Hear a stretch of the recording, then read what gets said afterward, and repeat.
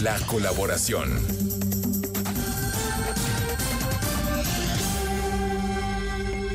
Para ello vamos con nuestra querida compañera Blanca Lolvé, periodista en la Ciudad de México. A ver, Blanca, tú también me imagino has seguido a detalle pues cómo fue el caso Ayotzinapa y cómo el presidente, te acordarás, intentó utilizar de manera política el capital que le daba el caso Ayotzinapa, alimenta las esperanzas de los padres de los normalistas, se realiza una investigación para que a final de cuentas lo que ahora les ofrece el presidente sean meramente conjeturas desde su visión y cosa que a los padres no les gustó nada. Tan es así que les dice, estamos decepcionados, y Vidulfo Rosales aseveró apenas también ayer diciendo, pues no nos gusta esta protección que le dan al ejército. ¿Qué decir de todas estas aristas, Blanca? Bienvenida.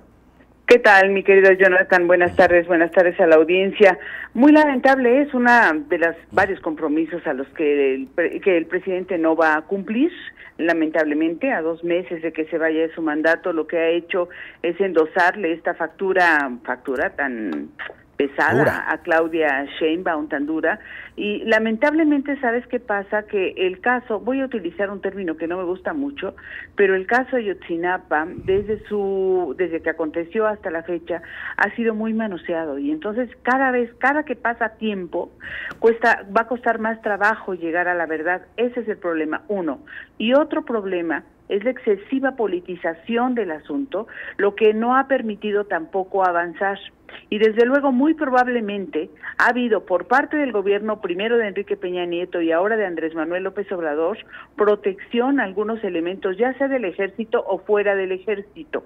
Es difícil saberlo, sin embargo, pues hay que estar atentos a la expectativa. A ver, mira, Claudia Sheinbaum ha propuesto una nueva ruta, digamos, de investigación, ha dicho, y esto es bueno, que no va a dejar solos a los padres, que va a seguir buscando, pero insisto, cada vez que cada mes, cada día que pasa, va a ser más difícil, más complicado llegar a la realidad, porque ya estamos un poco cansados de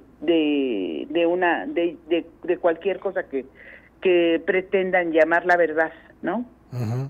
Esas verdades que a final de cuentas fueron manoseadas. Exacto. Porque, pues, ¿qué? Fueron 3 versiones casi las que primero la verdad histórica, y luego la verdad destruida, y luego la verdad de la 4T, que en su momento fue de Alejandro Encinas, y que el propio Andrés Manuel y todos los demás se encargaron de callarlo. Tú recordarás aquella última parte en la de que el grupo interdisciplinario de expertos independientes se va en el último informe diciendo que hoy ya nada más quedaron 2 investigadores, y decían, pues nos vamos porque ya no pudimos investigar más, ya no nos dejaron en esa muralla tan enorme que fue el ejército, pero que ya no nos dejó investigar más. Y luego Alejandro Encinas diciendo, hay 8 soldados involucrados y ahí están en estos señalamientos. Y luego todavía me voy a más, recordarás que cuando los periodistas le preguntaban si Omar García Harfuch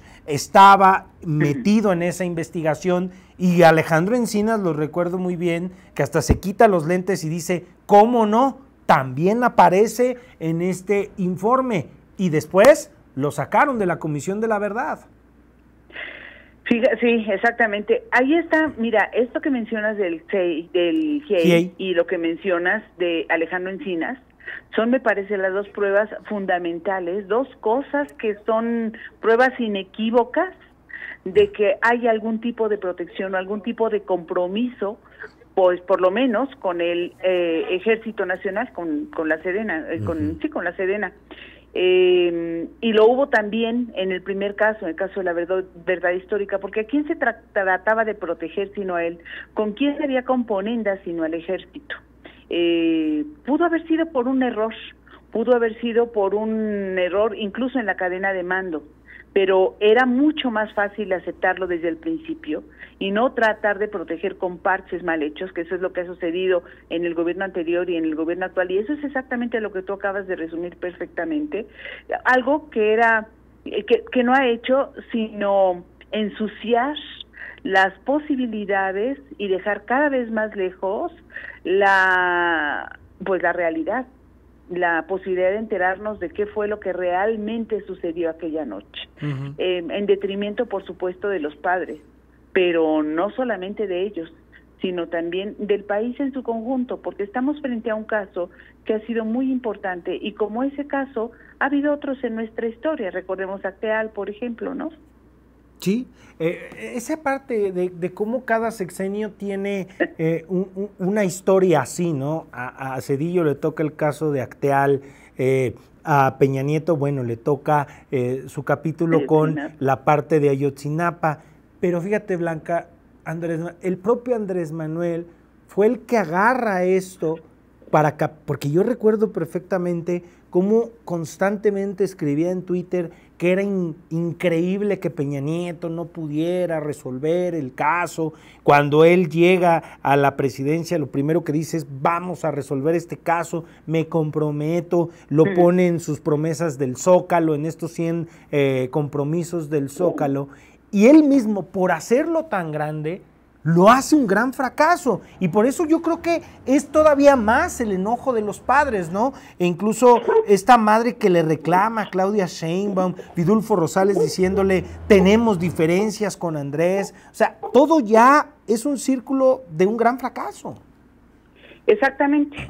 Ese es el problema de los políticos. Se comprometen a hacer cosas que con mucha frecuencia no pueden cumplir. Y desde el principio, varios comentábamos, desde que estaba en campaña, que estaba poniendo la expectativa muy alta, no solo en este, sino en varios otros asuntos. Y esto es exactamente lo que ha sucedido, ¿no? Con este y otros asuntos. Mencionar salud, que es uno de los más recurrentes, ¿no? O mencionar la seguridad en términos generales también, de esos, donde puso la expectativa muy, muy alta. Cuando están en campaña parece muy fácil prometer, y sin embargo, cuando ya están en funciones es muy difícil cumplir, porque no saben los compromisos a los que se van a enfrentar ya estando en funciones en el gobierno. Insisto, este caso, ¿tú crees, te pregunto, Jonathan, y le pregunto a nuestra audiencia, que realmente algún día vamos a saber lo que sucedió? Pues yo creo que ya no, a reserva de que llegara otro poder u otra mirada de otro tinte político, pero por lo pronto con la 4T no se va a saber, Blanca. Es que fíjate, perdóname que te interrumpa, pero ni siquiera creo que sea cuestión de tintes políticos. Me parece incluso de cierta lógica que con el paso del tiempo las pruebas se vayan desvaneciendo. Las personas, la memoria de quienes pudieron haber visto algo vaya siendo cada vez más infiel, cada vez más difusa. Eso me parece un fenómeno absolutamente natural. Entre más tiempo pase, es más difícil recuperar exactamente lo que sucedió, y lo peor, es más difícil recuperar el lugar exacto y los posibles restos de los jóvenes o paradero de los jóvenes. ¿Qué te dice que Claudia agarre el capítulo Ayotzinapa? ¿Es porque no le queda de otra o de verdad tiene pues la esperanza de que pueda, a ver, que ya vamos a esto 10 años y no se ha podido avanzar en nada? Exactamente. 10 años. Híjole, yo tengo muy poca fe en que algo pueda suceder. De verdad, muy poca fe en que algo pueda suceder. Y espero que Claudia sea mucho más inteligente que los presidentes anteriores, Claudia Sheinbaum, y que pueda manejarlo de una manera. Yo creo que aquí lo único que se puede hacer es aceptar la imposibilidad de saber si es que llegan a esa conclusión, aceptarlo, no como una derrota política, sino como un gesto de absoluta sinceridad y un alto al uso político de un hecho tan doloroso. Porque eso tiene que ser. Mientras este evento siga siendo investigado, va a seguir siendo utilizado también como pues arma política, ¿no? Oye, eso es muy lamentable. Mencionaste una parte y hablábamos de ello. Estamos casi a un mes poquito más de un mes, de que se vaya Andrés Manuel López Obrador de Palacio Nacional. Fíjate qué rápido. Y hablábamos de los fracasos. Ahí Ayotzinapa aparece grandote, pero salud. Yo creo que sí, Y ahora que me tocó volver a ir a una institución de salud pública y volverme a dar cuenta cada vez que tengo que ir a un lugar de salud pública, ahí me tocó ver morir a familiares, incluso antes de que llegara la pandemia, Blanca, porque a cómo les gusta decir que el impacto fue con la pandemia y no fue así.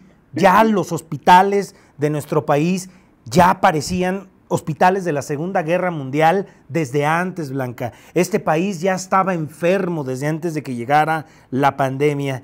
Y todavía el aparecer esta insistencia del sistema de salud como Dinamarca y volverme a dar cuenta que estamos, si no es que hasta peor, en vacunas. Este país era líder en campañas de vacunación y todo eso se perdió, Blanca. Pues por eso citaba yo precisamente el asunto salud, que nos prometieron mucho y no solo no cumplieron, sino que estamos para atrás. Esto por la aplicación de la ley de austeridad, que si bien puede ser muy bueno en algunas cosas porque se reduce el margen de robo o el margen de los salarios que se convertían los puestos públicos en muy buenos negocios, si bien esa posibilidad se reduce, también esta austeridad cuando se aplica a temas como salud, como educación o seguridad, va en detrimento de esos mismos temas y de esos servicios y de esos derechos, porque esos son y están consagrados en la Constitución de la ciudadanía, para la que todos los señores de la política, el presidente, senadores, todos los legisladores, los gobernadores y demás, todos trabajan para esa gente a la que no le cumplen, a la que no nos cumplen. Sí, claro. Y por ejemplo, ¿tú crees que el diagnóstico que tenga el doctor Karcenovich, ahora que va a ser el nuevo encargado de la Secretaría de Salud, toda una eminencia en su ramo, le va a alcanzar para tratar de atender el tamaño de problema que deja esta administración en el tema de salud, Blanca? Probablemente el conocimiento y la teoría le alcance. No sé si le va a alcanzar el tiempo ni la vida, porque recordemos, y la energía, porque recordemos que es un hombre ya entrado en años. Es el mayor de los miembros del gabinete de Claudia. Así es. En un gabinete donde el promedio de edad es de 52 años, si mi memoria no falla, él es el mayor. Fíjate. Y es terrible porque sigo viendo las condiciones y me duele porque a final de cuentas tengo una relación cercana con el sistema de salud pública, así como vi morir a mis familiares, vi llegar a nuevos seres de mi familia, me tocó estar cercano en los momentos difíciles, o sea, toda esa gente que hace una labor titánica, Blanca, de mover ese, ya ves cómo le encantan esos términos al presidente, de mover a ese elefante reumático que es el seguro social, cómo esos soldados de blanco cada mañana se empeñan en moverlo y darle vida, porque si no aquello se cae definitivamente, Blanca. Son héroes, Son héroes porque a veces con mucha frecuencia navegan en contra de la corriente y trabajan con los mínimos elementos posibles y a veces no tienen ni lo mínimo para trabajar. De verdad nuestro sistema de salud también es otra de las cosas que ya para finales de este sexenio tenemos que lamentar por este retroceso tan importante que tuvo. Citabas el tema de las vacunas. Hay un retraso, hubo un retraso a nivel mundial, pero México es de los que más se retrasó y estaba a la vanguardia en la materia. Entonces, eso es lamentable y obedece pues a la aplicación de la famosa austeridad republicana, que luego fue austeridad franciscana, lo cual, insisto, es lamentable en temas tan importantes como la salud. Hay muchas buenas intenciones de crecer, de que va a haber salud para todos, salud universal, servicios de salud gratuita y universal para todo el mundo, pues sí, pero ¿de qué nivel? Y eso por un lado, y por el otro lado, también tenemos que cuidar el nivel de las personas que llegan al servicio de salud, porque si bien todos, de verdad, hay muchas personas que se parten la cara tratando de dar un buen servicio, también hay muchos otros que no ven sino pues la posibilidad de tener un trabajo para siempre, ¿no? Y quedarse ahí de manera permanente para después tener una muy buena pensión. Y ahora que hacemos esta analogía de los fracasos de este sexenio, me atrevería a agregarte otro punto que me parece de fracaso y que queda de manera evidente con la detención de Ismael El Mayo Zambada esta semana y cómo todos estos días se han empeñado el gobierno mexicano a decir nosotros no fuimos, nosotros no tuvimos nada que ver y se enredan en cada una de sus declaraciones. ¿Qué te dice también ello, Blanca? Es muy lamentable que el gobierno haya tenido que reconocer que no tuvo nada que ver. Es muy lamentable que no haya información clara y precisa acerca de lo que sucedió. Y lo que nos hace ver el gobierno al ignorar todo lo que sucedió, igual que todos los demás, pero el gobierno debería saberlo, si bien los demás, incluso los medios podríamos ignorarlo, el gobierno tendría la obligación de saberlo y tener información más allá de la que le proporciona la propia embajada de los Estados Unidos o la embajada que le quieren o la información que le quieren proporcionar desde el gobierno de los Estados Unidos a algunos funcionarios menores. Tiene la obligación de saber, pero ¿sabes qué creo? Honestamente, y esto no les va a gustar a los de la 4T, están muy ocupados en hacer política, como para ocuparse en esas otras cosas que tienen que ver con seguridad y los otros temas que hemos platicado esta tarde. Fíjate que para entrar en la parte final, Blanca, hacía una analogía porque ahora que viene este fin de sexenio y empiezo a leer y a recuperar documentos de todo lo que han sido estos 6 años, recordarás que Andrés Manuel cuando gana, se vuelve presidente electo, él dice, vamos a regresar al ejército, ¿te acuerdas lo que decía? Regresar al ejército a los cuarteles, y ahí se van a quedar. Y entonces llega al poder y toma otra decisión, ¿no? Y me acuerdo mucho que decía una frase Víctor Trujillo, ¿de qué tamaño fue el diagnóstico que le dijeron? Que se dio cuenta del tamaño del problema que tenía en el país, que decide que el ejército se quede en las calles. Bueno, ya lo vimos. ¿Por qué digo esto? Porque me da la impresión de que en algún momento Claudia Sheinbaum va a hacer algo parecido, que alguna de sus propuestas que tanto ha dicho, en el momento en el que llegue a ser presidenta, puede que cambie de opinión. ¿Ves algo así? Sobre todo en el tema de seguridad. ¿Sabes qué tiene a su favor Claudia? Ajá. No haber levantado una expectativa tan alta como la que levantó Andrés Manuel López Obrador, porque lo que ha hecho ella es seguir sus pasos. Los pasos de Andrés Manuel López Obrador. Entonces esa expectativa tan alta ya no se ve tan alta desde la distancia. Y creo que eso puede operar a favor de Claudia Sheinbaum. De modo que aun cuando tome otras medidas, no van a ser tan... Pueden ser rigurosas, pueden ser radicales incluso, pero creo que pueden no ser tan escandalosas como lo fueron en su momento o polémicas como lo fueron en su momento con Andrés Manuel López Obrador, porque va a tener ella el beneficio ese que mencioné y el de la duda también. Y aunque Claudia Sheinbaum le está tocando tener que apagar momentos incendiados que le está dejando Andrés. O sea, ahorita veíamos... Y las que le faltan. Veíamos el reclamo que le hacía una de las madres de los normalistas de Ayotzinapa, pero le va a tocar apagar muchos fuegos que le va a dejar Andrés. Y yo creo que sí viene algo, incluso veía ahorita que Alfonso Durazo, el gobernador de Sonora, reconoce que se recrudeció la violencia por esta detención en recientes días y Claudia pareciera que ese escenario o no lo quiere hablar. Es otra característica de la 4T, pero no nos damos cuenta, o no, mucha gente no se da cuenta precisamente porque lo hacen muy bien. Le bajan el registro o el impacto a las notas que los pueden dejar mal parados y que pueden ser evidencia de que no están cumpliendo a cabalidad con las promesas que hicieron. Esto lo hizo el presidente Andrés Manuel López Obrador y no dudo que lo vaya a hacer también con una escuela bastante bien aprendida, Claudia Sheinbaum en el futuro. Es decir, aquellas cosas negativas respecto al gobierno hay que tratar de apagarlas con alguna otra cosa que sea positiva para el gobierno en turno.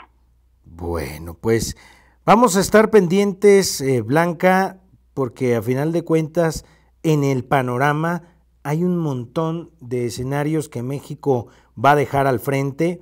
Yo creo que, ¿qué te parece Venezuela? Todo lo que está generando este escenario de Venezuela y el presidente como que medio no le quiso entrar cuando le decían, ¿qué opina de Venezuela? No, pues vamos a esperarnos al reconteo de los votos. No se quiso meter en más complicaciones, Andrés. Sí.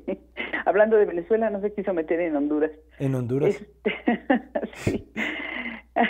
Es muy lamentable lo que está sucediendo en Venezuela, pero es algo común. Cuando hay una dictadura, pues la dictadura tiene el poder y el control de los medios y de todos los institutos, ¿no? Y es el caso de del comité electoral que lleva pues que es el encargado de dar el resultado final de las elecciones y que lo tiene a modo el propio Nicolás Maduro. Entonces, me parece que no es una sorpresa. El presidente no se ha pronunciado ni a favor ni en contra. Y fíjate que aquí creo que es una actitud bastante prudente.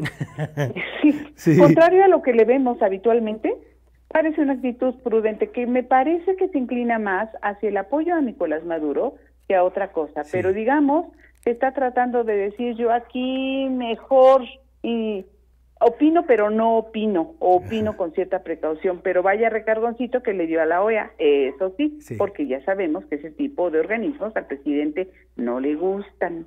Oye, ¿no les darían la fórmula del 88 a Venezuela? Igualita del 88, iba ganando la oposición, medianoche, poco antes de la medianoche, se detiene el sistema, se les cae el sistema, aparece el órgano electoral, ¡pum!, ganó Maduro. Oye, ¿y ayer qué tal la estadística que presenta el presidente? La suma del porcentaje de votación para todos los candidatos era porcentual y no daba 100, daba 109 y punto y tanto. Sí, no, una cosa verdaderamente impresionante. Luego yo vi también, porque estaba siguiendo diversos medios, cómo algunos trabajadores de este Consejo Nacional Electoral venezolano se tomaron unas fotografías en el cuarto de guerra, o vamos a decir donde se estaban recibiendo los resultados, y tenían todas las pantallas de televisión atrás, y el color de Maduro era en rojo y el de la oposición en azul, en unas gráficas de pastel. ¿Y qué crees, Blanca? Todas las gráficas de pastel que tenían de los reportes de las diversas entidades de Venezuela, dándole la mayoría a la oposición, y ni eso cuidaron. Bueno, ha sido más claro lo que está sucediendo en Venezuela. El que no se lo quiera creer es porque no se lo quiere creer. Dicen colmo. Que no hay peor ciego que el Mírala, ahí está. ¿No? Muy buena. Mira, el señor productor le encontró la fotografía, Blanca. Ah, mira, qué buena. Es una fotografía, es un cuarto en donde tienen recepción los trabajadores del Consejo Nacional Electoral, y ahí en las pantallas que están en el fondo vienen las gráficas de los votos que van reportando de las diversas entidades. Cuando le da uno de cerca, se da cuenta que el rojo viene menor, el porcentaje de los votos en estas gráficas de pastel, y el azul es la oposición, y ahí va ganando la oposición. O sea, luego se cae el sistema y se pone al revés, ¿no? Se cayó el sistema y ganó Maduro, ¿no? Y luego me encantó cuando dice el presidente, es irrevocable esta tendencia, ¿no? Pues bueno. Oye, habría que revisar la agenda del señor Bartlett, ¿no? A ver si no de pura casualidad andaba por ahí. Si no andaba por Venezuela, ¿verdad? Sí. En una de esas. Bueno, pues ahí está, mi querida Blanca. Qué repasada tenemos el día de hoy, pero pues significativamente por todo lo que ha venido sucediendo. Siempre gracias, Blanca. Qué repasada tan sabrosa, digo yo. Sí, siempre estos martes contigo. Cuídate. Que estés muy bien, hasta luego. Hasta luego. Blanca Lolvé con nosotros, periodista en la Ciudad de México, con esta repasadita, ¿no?, a los temas recientes que han acontecido en el panorama nacional. Pero ¿qué tal Venezuela? Le digo, en una de esas, con la receta del 88, Made in Mexico, ¿no?